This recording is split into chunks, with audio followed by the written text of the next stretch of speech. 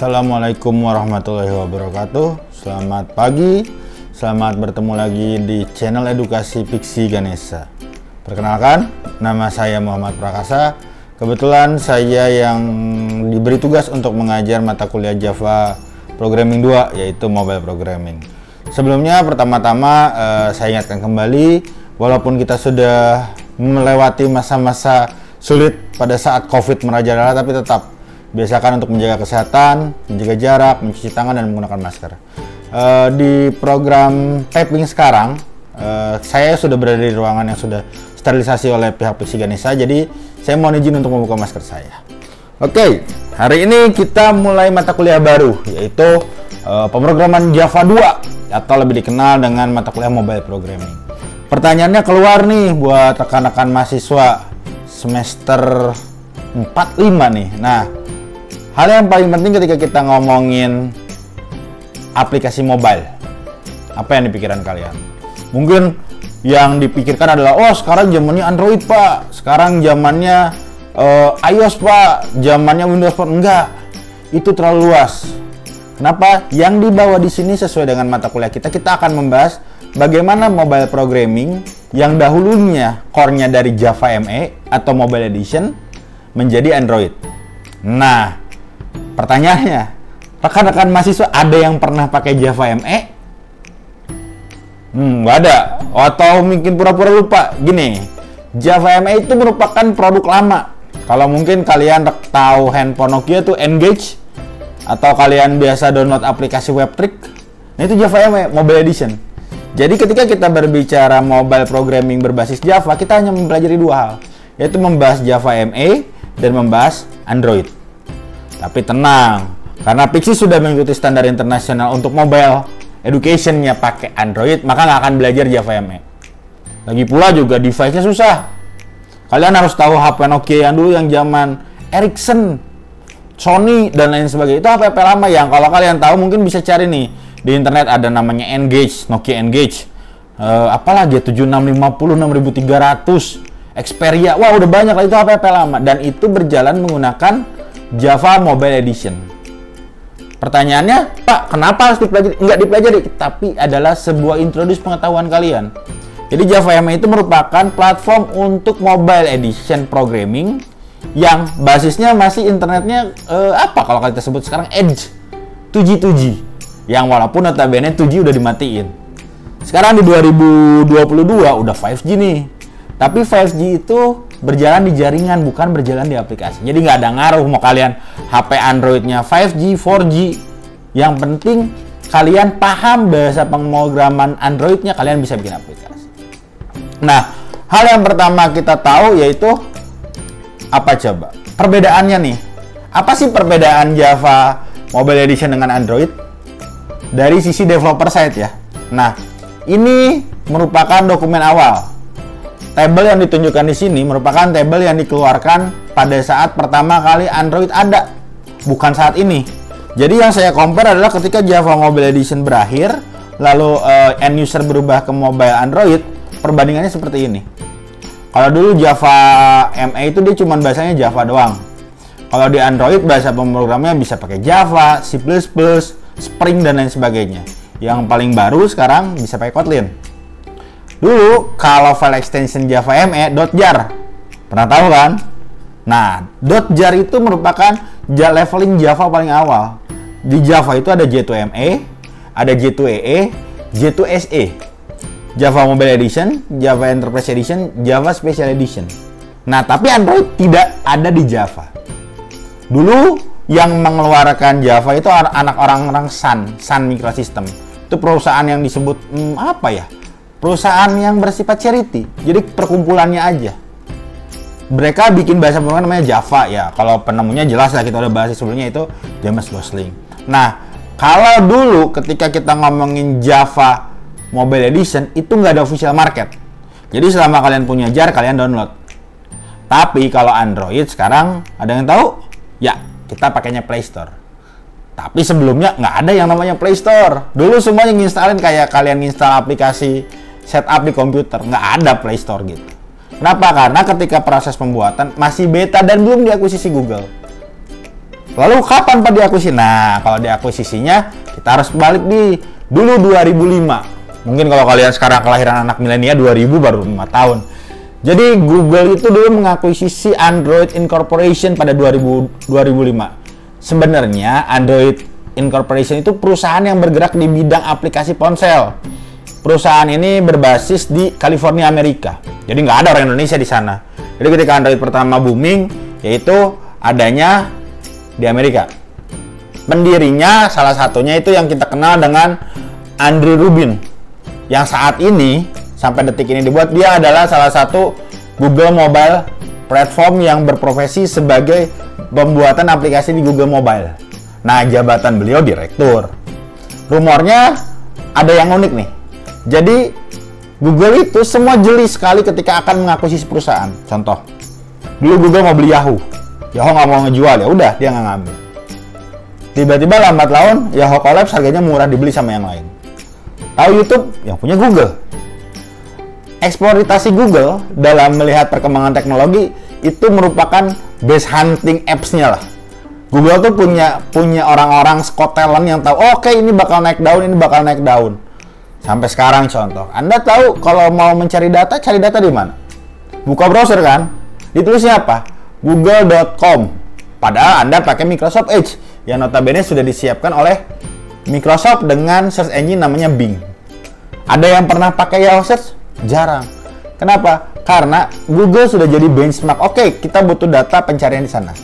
Ketika kita ngomongin Android kalian ada nggak yang login di Android pakai emailnya Outlook atau Yahoo? Nggak ada. Google sudah membeli hak patennya, maka login integrated dengan Gmail. Contoh terbaru, mungkin Anda tahu merek ponsel yang depannya H, yang huruf keduanya U, yang biasa dipanggil Wei.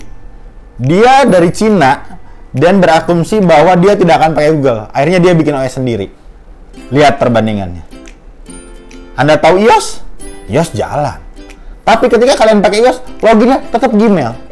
Nggak ada pakai Apple kan? Kenapa? Karena kita tahu, oke, email yang gampang Gmail. Nah, itu platform bagaimana Google bisa melihat peluang bisnis. Balik lagi ke sejarah Android. Kenapa nih Google berencana masuk pasar ponsel? Walaupun pada 2005 orang mikir, ya ngapain sih gua ngoding di mobile gitu? Ngapain sih gua harus bikin aplikasi mobile? Toh dulu zaman 2005, 2006, 2007 mungkin kita, mungkin kalau untuk yang senior-senior tahu ada zamannya MIRC, Yahoo Messenger, Friendster. Kenapa? Kita mainnya di warnet gitu. Maka pada tahun itu 2005 ke sini itu masih rame-ramenya warnet. Wow, main game di warnet, chatting di warnet. Pulang ke rumah udah nggak main HP, udah urusan nonton TV, nangkring di wartel atau mungkin di telepon koin. Kenapa? Karena belum ada aplikasinya. Nah, ketika Google mengakuisisi itu mulai terbuka. Oke, Google udah turun tangan ke mobil otomatis. Seorang Andrew Rubin langsung mencoba mengembangkan platform tersebut. Kenapa? Karena Android notabene tetap pakai Linux kernel. Linux tahu? Nah, Linux itu saudara tirinya operating system yang sering kita pakai. Kalau kita pakainya Microsoft, kenapa enak dulunya? Bukan. Karena kita dikenalinya Microsoft. Linux itu biasanya untuk server side dan orang-orang yang suka open source. Biasanya pakai Linux. Nah, pada saat ini yang kita berbicara Android, ada hal-hal yang harus kalian pahami nih. Kenapa? Pak, Pixie katanya internasional. Kenapa pakainya belajar Android? Gini ya Kang Tete. Kalau kalian membuat aplikasi pemrograman pakai iOS, otomatis kalian installnya lewat mana? App Store kan? Nah, App Store punya sebuah rule privasi bahwa ketika Anda buat aplikasi, mau di trial, diinstalkan di laptop, bukan di emulator, ingat. Ketika kita bikin aplikasi mobile, jangan pernah berpikiran bahwa oke, aplikasi saya jalan di mana, di emulator nggak bisa. Kan nggak mungkin nanti klien kita pakai emulator. Nah, aplikasi yang untuk iOS itu kalian harus update ke Play Store. Ke App Store. Di App Store diverifikasi bisa sampai 3 bulan atau 1 bulan. Nanti ada kontennya diperiksa, bayar per tahun kalau nggak salah. Tapi karena kita education system, maka kita pakai Android. Yang notabene Android kalian kalau misalkan bikin .apk bisa suntik langsung. Pak, tapi di handphone saya nggak bisa disuntik, nggak bisa disal. Iya, buka settingan, privasi atau security, install from another resource, unknown resource, udah beres. Nah, balik lagi nih. Dulu mungkin bertanya-tanya kayak gini, dulu ngodingnya pakai apa? Sama nggak Pak? Pakai Visual Studio? Sama nggak Pak? Pakai NetBeans? Nah, kalau awal cerita itu nggak bisa. Jadi awal cerita ketika kalian mau belajar Android Studio, sekarang, dulu tuh nggak ada Android Studio.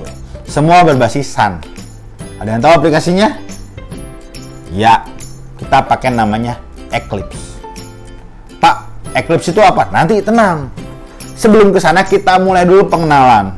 Dan pengenalannya saya cuman bikin gambar sedikit. Jadi ini cuma sedikit aja. Tahu kan identiknya, uniknya sebuah platform Google? Mereka penyuka makanan manis.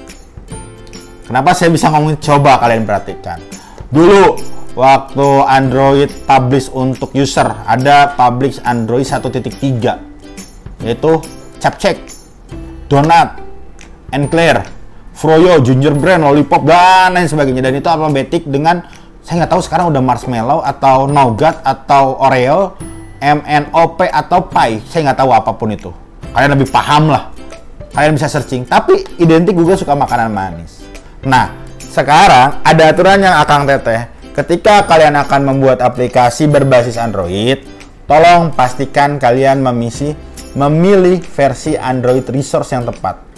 Jadi kalau kalian ngebuat berdasarkan aplikasi operating system developernya KitKat, itu otomatis dari KitKat ke atas bisa diakses. Tapi kalau nanti handphone yang pakainya Enclair, itu nggak akan bisa. Jadi biasakan ketika kalian membuat aplikasi, mempertimbangkan kebutuhannya. Sama sekarang lagi ada kejadian unik nih ketika kalian belajar mobile programming. Yang pertama, device sekarang udah fleksibel. Kalian tahu brand dari Korea yang depannya huruf S udah bikin handphone yang bisa dilipat-lipat. Dan itu menyiksa kami para developer. Kenapa?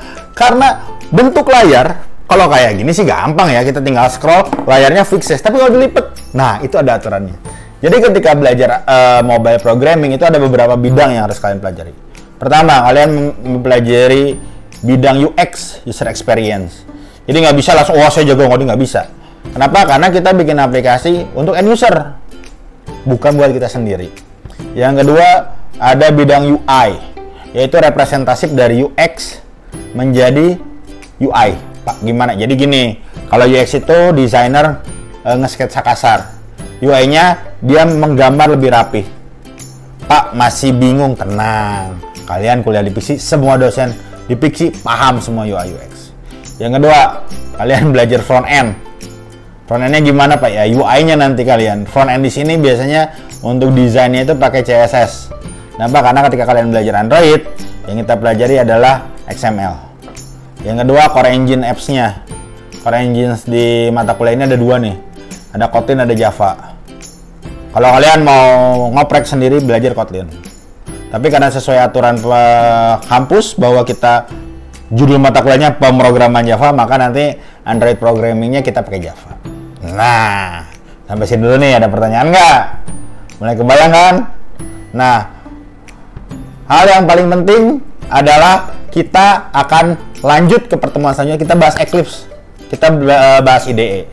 Kalau ada pertanyaan, silahkan tuliskan komentar pertanyaannya di kolom komentar di bawah ini. Dan jangan lupa tetap subscribe channel Pixi Ganesha. Kalau ada apa-apa silahkan hubungi di sini. Nanti akan dipandu oleh tim digital Pixi untuk on direct. Sekali lagi sebelum akhir pertemuan, izinkan saya mengingatkan kembali, di era sekarang ini jaga kesehatan dan tetap upayakan 3M. Menjaga jarak, mencuci tangan, dan menggunakan masker. Sekian dari saya untuk pertemuan kedua ini. Wabillahi taufiq. Assalamualaikum warahmatullahi wabarakatuh.